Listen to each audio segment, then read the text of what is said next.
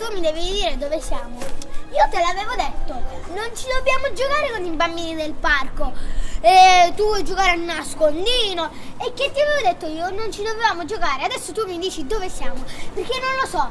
Io ti ho sempre ripetuto che con gli estranei non si deve giocare.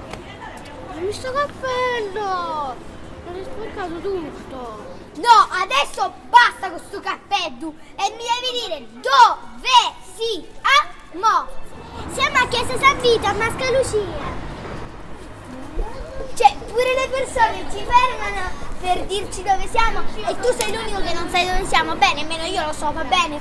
Però è colpa tua se siamo in questa situazione. Ma che fratello! Tu dimmelo.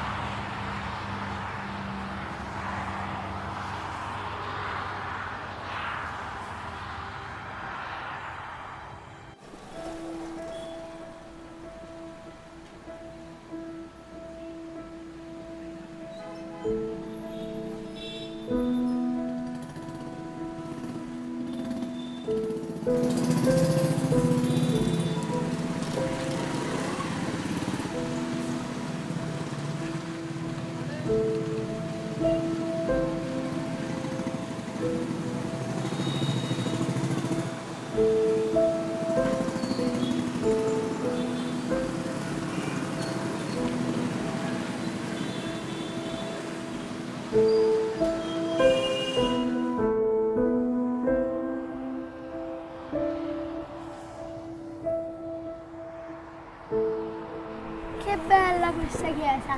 Io mi ricordo di questa chiesa. Ma si sono spostati i nostri genitori. Vero!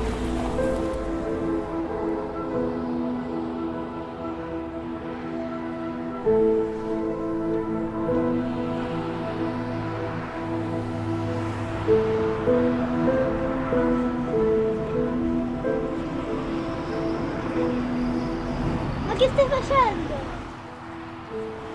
Sto giocando con mio fratello. Sta attento a non cadere.